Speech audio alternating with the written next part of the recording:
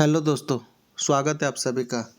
आज हम एक और महत्वपूर्ण टॉपिक पे बात करने वाले हैं और वह टॉपिक है बक्सर का युद्ध, जो कि आधुनिक भारत के इतिहास में बहुत ही महत्वपूर्ण स्थान रखता है।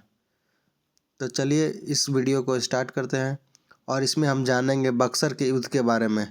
इसमें आपसे उम्मीद की जाती है कि आप इस वीडियो को ध्यान से सुनेंगे, देखेंगे। बक्सर का युद्ध यह बक्सर नामक स्थान पर हुआ था, जो कि बिहार राज्य में स्थित है।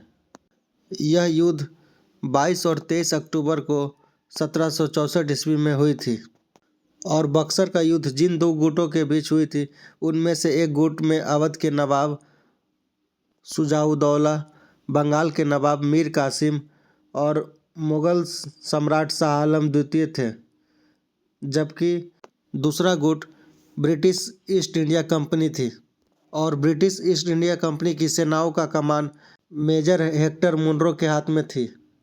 अब हम बात करेंगे कि बक्सर का युद्ध आखिर हुआ क्यों था। तो इसके लिए हमें मीर जाफ़र के बारे में जानकारी प्राप्त करनी होगी।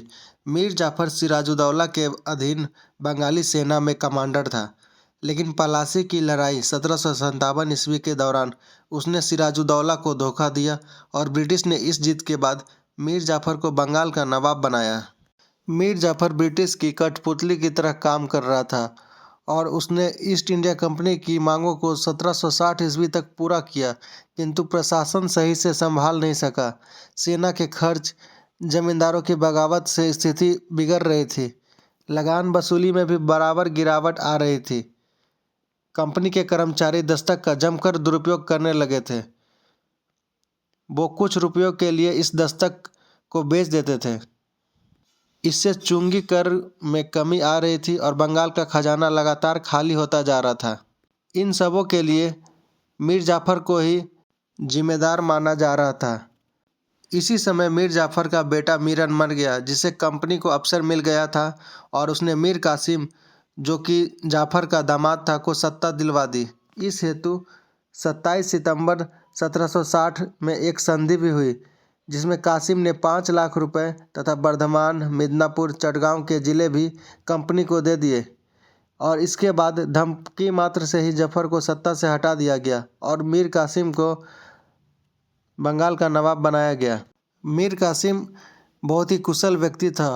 उसने अपने नीतियों से खाली हो रहे राजकोष, विद्रोही जमींदार और बागी सेना जैसे और भी सारी समस्याओं को समाप्त किया और अपनी राजधानी को मुंगेर ले गया ताकि कंपनी के कुप्रभाव से बच सके, तथा उसने सेना तथा प्रशासन का आधुनिकीकरण आरंभ किया।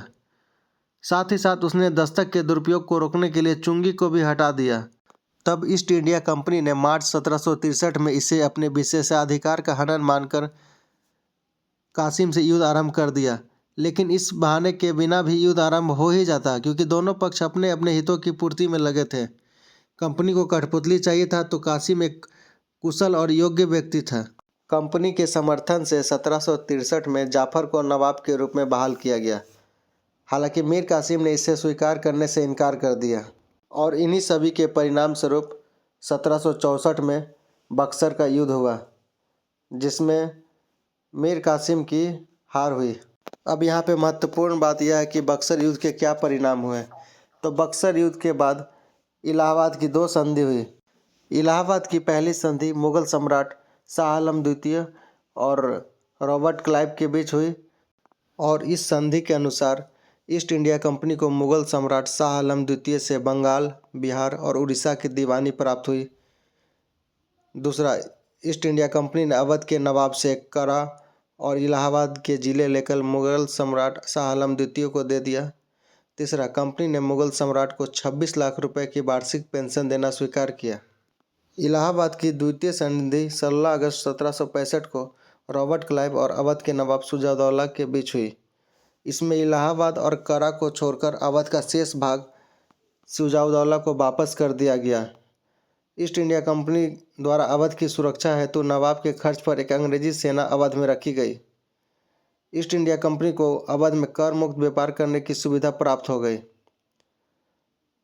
और शुजाउद्दौला को बनारस के राजा बलवंत सिंह से पहले की तरह लगान वसूलने का अधिकार दिया गया और इस तरह बक्सर का युद्ध खत्म हुआ। अब तक आप समझ चुके होंगे कि बक्सर का युद्ध कैसे हुआ, क्यों हुआ और किस तरह यह समाप्त हुआ। Thank you for watching.